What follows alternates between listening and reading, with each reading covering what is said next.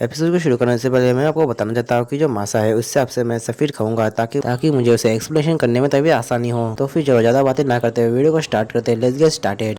Episode की शुरुआत में हमें दिखाया जाता है कि जो सातो और हिमे होते हैं वो उन सारी लड़कियों को शॉपिंग के लिए लाए होते हैं क्योंकि उनके पास इस दुनिया में पहनने के लिए कपड़े नहीं होते। और उसके बाद वो लोग कैफे जाते हैं जहाँ पे वो डिसाइड करते हैं कि आगे उन्हें क्या करना चाहिए। जिस पे सातो कहता है कि जब तक पोर्टल ओपन नहीं होता था तो हम लोग कुछ नहीं कर सकते। तभी सफीर कहती है कि क्यों ना हम उस जगह को ढूंढे जहाँ पे पोर्टल ओपन हो सकता है तो हम हमारी दुनिया में जा सकते हैं। और इस बात पे सब लोग एग्री भी हो जाते हैं। और उसके बाद हमें देखा जाता है कि सारी लड़कियां नहा रही होती है जहाँ पे जो ग्रेनेट होती है वो कह रही होती है कि इस दुनिया में सिर्फ इंसान है। तो मैंने फैसला किया कि मैं सातों के साथ मिलकर अपने पॉपुलेशन को बढ़ाऊंगी। तभी जो ग्रेनेट होती है वो हिमे से कहती है कि हिमे तुम्हारा और सातों का बॉन्ड काफी अच्छा है तो तुम्हें क्या लगता है इस बारे में। जिस पे जो हिमे होती है वो कहती है कि क्यों ना तुम इस बारे में सातों से क्यों ना पूछ लेती। और यही पर शिरो के हमें दिखाया जाता है कि वो सब अपने घर आ चुके होते हैं जहाँ पे ग्रेनेट नेपोटिस और सफीर जो होते हैं वो एक ही कमरे में होते हैं और वही दूसरी तरफ सातों और हिमे एक कमरे में होते हैं जहाँ पे वो दोनों बेड पे होते हैं और वो काफी ज्यादा शर्मा रहे होते हैं। तभी जो सातों होता है वो हिमे से पूछता है कि हिमे तुम्हारे पास शॉपिंग के लिए और खाना खरीदने के लिए इतने पैसे कहाँ से आए। जिसमें हिमे बताती है कि जब वो यहाँ पे आए थे तब उससे दादाजी का लेटर मिला था जिसमें लिखा था कि अगर तुम इस लेटर को पढ़ रही हो इसका मतलब हमारा जो प्लान है वो पूरा हो चुका है और इसलिए मैं तुम्हारे लिए यहाँ पे कुछ पैसे और जरूरत का सामान रख रहा हूँ और तुम अपने जन्य को भूल जाना।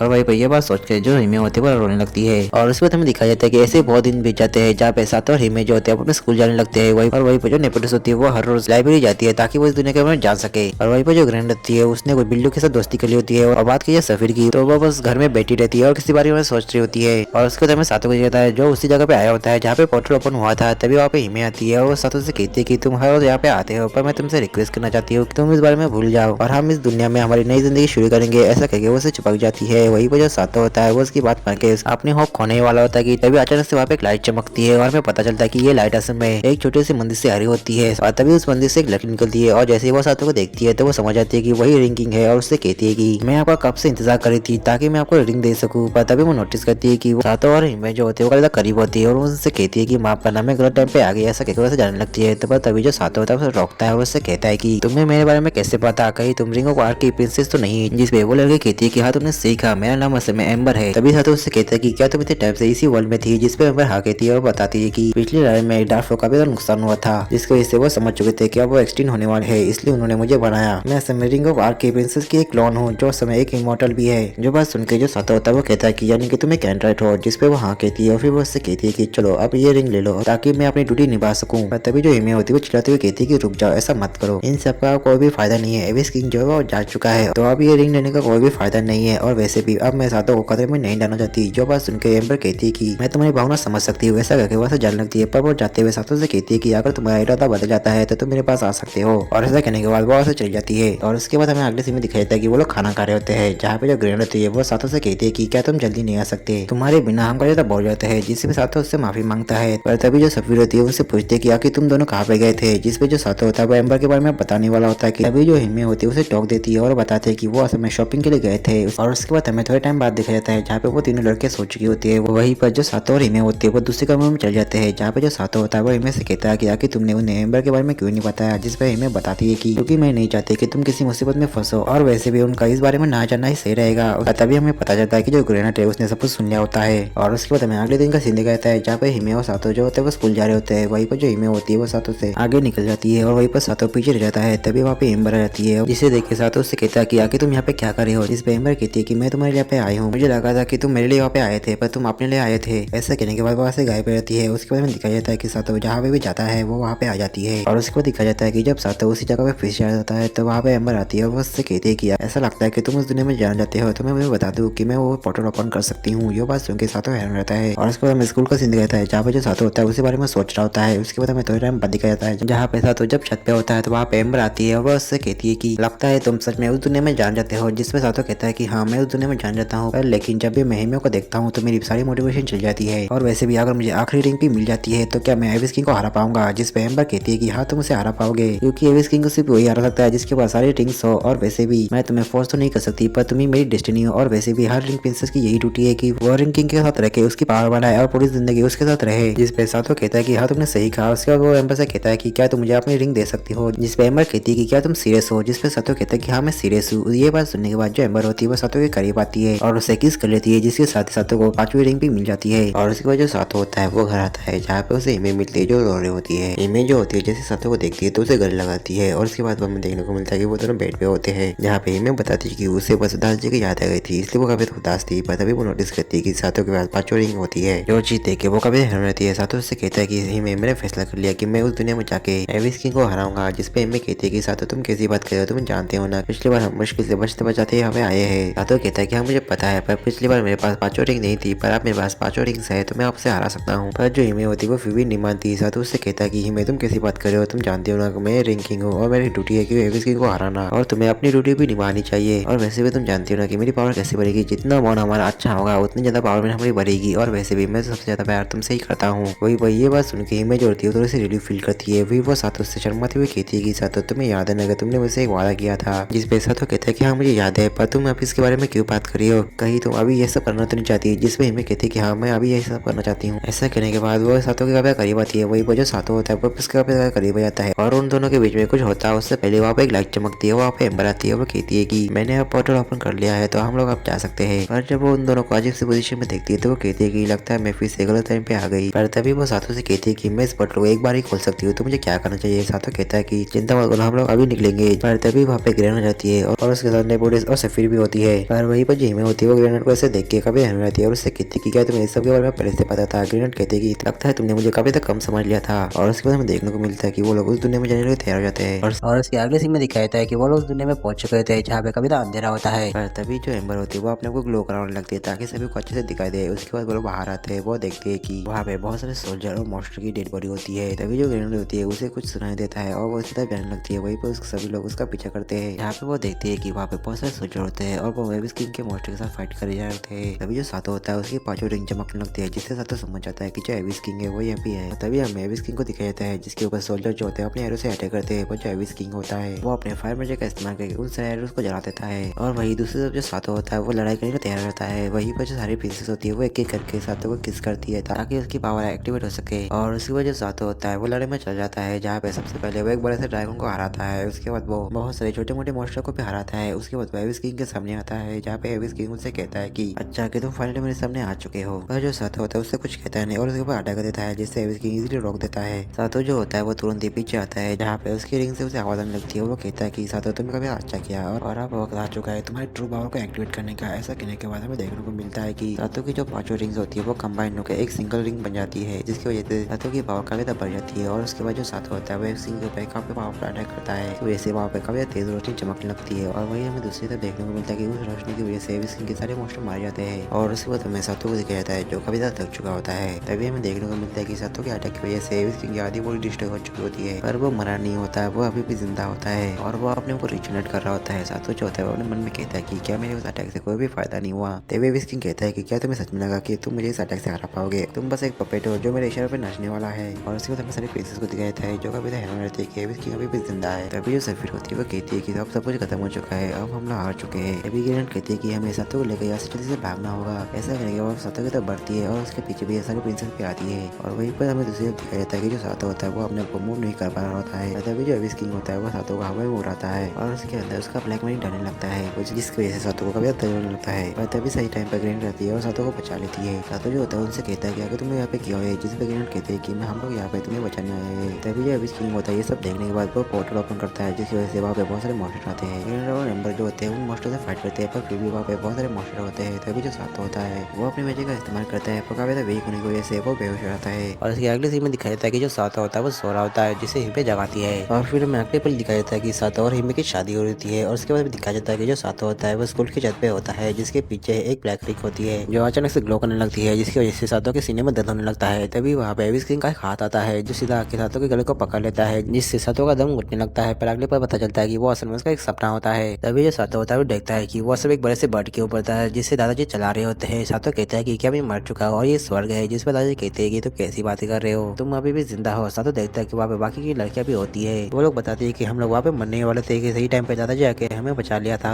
सातो जो होता है दादाजी को थैंक्स कहता है उन्हें बचाने के लिए। पर तभी वो मांस के बारे में पूछता है तो दादाजी बताते हैं कि मांस बिल्कुल ठीक है, जब मैं और मांस मरने ही वाले थे कि सही टाइम पे आके समय कटी ने हमें बचा लिया था। तभी वो सातों से कहती है कि सातों तुमने जो एविस किंग के ऊपर अटैक किया था उसको इससे एविस किंग काफी तक घायल हो चुका है, तो उसे रिजेनरेट होने में काफी टाइम लगेगा। जिसपे सातों कहता है कि चलो मैं अटैक कुछ तो काम किया। तभी जो ग्रेनेड होती है वो दादाजी से पूछती है कि बाकी के किंगडम्स का क्या हाल है। जिसपे दादाजी बताते कि सभी की हालत काफी खराब है, पर जो किंगडम है उसके जो सोल्जर्स है वो मॉन्स्टर्स को पहाड़ी के आगे आने नहीं दे रहे, जिसकी वजह से सभी लोग अभी सेफ है। पर तभी वो सातों और हिमे को गले लगाते हैं और कहते हैं कि अभी के लिए मुझे इस बात की काफी खुशी है कि तुम दोनों बिल्कुल ठीक हो। और फिर मैगजीन में दिखाया जाता है कि वो किंगडम ऑफ लाइट में पहुंच गए होते हैं, जहाँ पे एक छोटी सी बच्ची जो होती है वो सातों के पास आती है और उससे कहती है कि रिंग किंग प्लीज हमारी मदद कीजिए। जिस पैसा तो कहता है कि तुम चिंता मत करो, मैं तुम्हारी मदद जरूर करूंगा और इस दुनिया को भी बचाऊंगा। जो बात सुन के वो लड़की काफी तक खुश हो जाती है। फिर मैग्नेस में दिखाया जाता है कि जो दादाजी होते हैं वो कहते हैं कि मैं एक जरूरी मीटिंग लेना चाहता हूँ, पर तभी सब फिर कहते हैं कि उससे पहले मैं तुमसे एक सवाल पूछना चाहता हूँ कि सातों के पास पांचों रिंग होने के बावजूद भी वो एविस किंग को क्यों नहीं हरा पाया। ये बात सुनने के बाद जो सारे लोग होते हैं वो दादाजी को घूरने लगते हैं। सातों कहता है कि क्या मैं इस चीज के कैपेबल नहीं हूँ कि मैं एविस किंग को हरा सकूँ। जिस पे दादाजी कहते हैं कि ऐसा नहीं है। असल में बात यह है कि जिस तरह से तुम्हारे पास 5 रिंग्स है उसी तरह से एविस किंग के पास भी 5 डार्क रिंग्स है। जो बात सुन के एम्बर कहती है कि पर हमें किसी भी किताब में इसके बारे में नहीं बताया गया। जिस दादाजी कहते हैं कि ऐसा इसलिए क्योंकि इस चीज को सीक्रेट रखा गया था।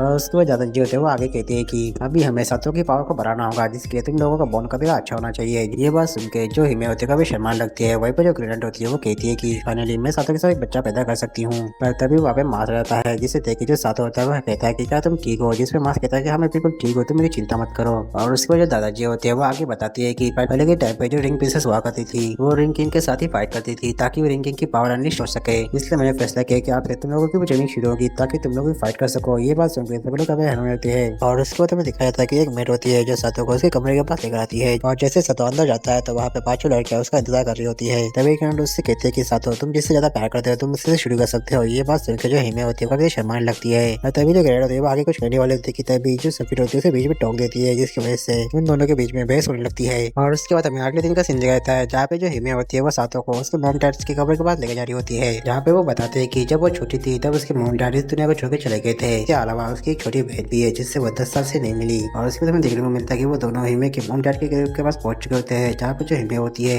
वो सातों को उनसे इंट्रोड्यूस करवाती है और कहती है कि मॉम डैड ये सातों है जो मेरा हस्बैंड है। पर तभी वहाँ पे दादाजी आ जाते हैं जिसके साथ सारी लड़कियां भी होती है। वहीं पे जो हिमे होती है ये सब देख के काफी तो ब्लश करने लगती है। तभी दादाजी कहते हैं कि मैं बस में ये बताया गया था कि तुम लोग के ट्रेनिंग का टाइम हो चुका है। जिसपे हिमे कहती है कि हाँ मैं ट्रेनिंग के लिए तैयार हूँ। जिसपे दादाजी कहते हैं कि लगता है तुम गलत समझ रही हो, मैं तुम्हें ट्रेनिंग नहीं देने वाला, तुम्हें ट्रेनिंग देने के लिए मैंने एक लड़की को बुलाया है। तभी वहाँ पे एक उड़ती हुई एक लड़की आती है जो हिमे के मॉम डैड के कबर के ऊपर खड़ी हो जाती है और वो बताती है कि उसका नाम मोरियानो है और वो हिमे की छोटी बहन है। और वही ये बात सुनकर जो सातों होता है वो कभी हैरान रहता है। और इसी के साथ ये वाला एपिसोड और सीजन 1 पे खत्म होता है। तो मिलते हैं इसके नेक्स्ट सीजन के साथ, तब तक आप सभी को सायोनारा।